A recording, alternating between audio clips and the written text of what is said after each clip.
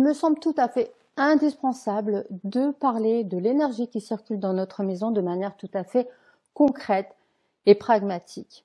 En fait, l'énergie qu'il y a dans notre maison, ce fameux chi qu'on nourrit en feng shui, c'est exactement la même énergie qui circule dehors et qui circule dans tout ce que l'univers a créé et qui circule aussi dans notre corps. Ce qui est important que tu comprennes, c'est que chaque espace de ta maison correspond à un pan de ta vie, tes relations amoureuses, l'argent, ta carrière, bref, et correspond aussi à un organe et correspond à un membre de ta famille. Et au même titre que s'il te manque de l'énergie dans ton corps, tu vas dire je suis KO, je suis fatigué, j'ai pas le moral, c'est compliqué. Tout va être plus compliqué. Eh bien, s'il manque de l'énergie dans un secteur de ta maison, dans une zone de ta maison, eh bien, il y aura des répercussions sur le pan de ta vie qui est concerné. Je te donne un exemple. Si par exemple, il manque de l'énergie dans le secteur sud de la maison, le secteur sud, c'est l'organe du cœur. Donc, il se peut que tu aies des faiblesses au niveau du cœur ou que tu aies des particularités au niveau des sentiments qui sont liés au cœur. S'il manque de l'énergie au niveau du sud-ouest de la maison, le sud-ouest, c'est le secteur des relations et c'est le secteur de la féminité. Donc, ce vide énergétique qui se trouve au sud-ouest de ta maison, eh bien, tu vas le ressentir dans ta vie et ça va se présenter concrètement par des difficultés dans tes relations ou peut-être que tu n'arrives pas à trouver la bonne personne, à créer une relation amoureuse ou alors peut-être que tu es en couple et qu'il y a de l'eau dans le gaz. Bref, tout ce qui est vide énergétique dans le secteur du sud-ouest, tu vas le ressentir toi dans ta vie et dans ta féminité. L'énergie à la maison, ce fameux chi en feng shui, c'est pas de la magie, c'est juste une vibration. Et l'idée, c'est que dans ta maison, tu dois bien nourrir l'énergie, elle doit être bien nourrie, elle doit bien circuler, mais surtout, toute ta maison doit être nourrie d'énergie. L'énergie, elle doit circuler dans toutes les pièces, rester dans la maison et surtout ne pas s'évacuer.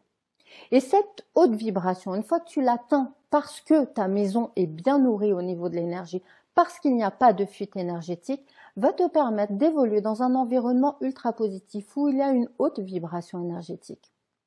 Et là, on arrive un petit peu à la loi de l'attraction, c'est qu'on sait très bien qu'on attire ce qu'on vibre.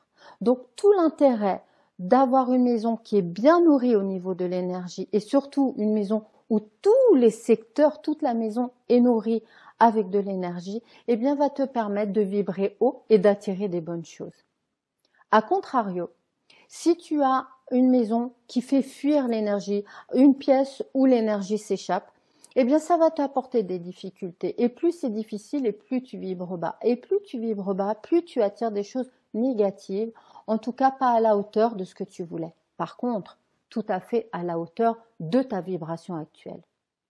Donc, tu vois, tout l'intérêt de nourrir cette énergie à la maison, c'est pas du tout de la magie. La physique quantique l'explique très bien au jour d'aujourd'hui. C'est vraiment quelque chose de très pragmatique, puisque l'énergie de ta maison, l'énergie dans laquelle tu évolues, va te permettre, toi, de te mettre à un diapason énergétique et donc de vibrer quelque chose et d'attirer les choses qui correspondent à cette vibration.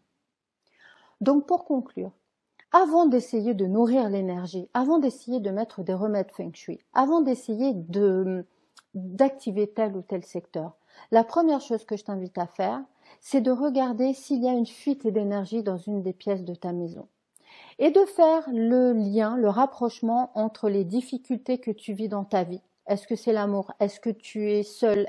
Bref, tu fais le lien entre les difficultés que tu as actuellement et la pièce par laquelle s'évacue l'énergie de la maison, ce qui empêche à l'énergie de continuer et de nourrir toute la maison. Une fois que tu as fait le lien, tu bouches les bondes, parce que c'est les pièces d'eau souvent, tu mets un bouchon énergétique, on va dire. L'idée, c'est d'éviter que l'énergie s'échappe et pour récupérer toute cette énergie pour toi. Et après, seulement après, il sera temps pour toi, si tu as envie d'activer les secteurs, de nourrir l'énergie. Mais tu ne peux pas nourrir une énergie qui n'existe pas. Donc la première chose, c'est laisse le circuit énergétique de chez toi totalement fermé et récupère cette énergie.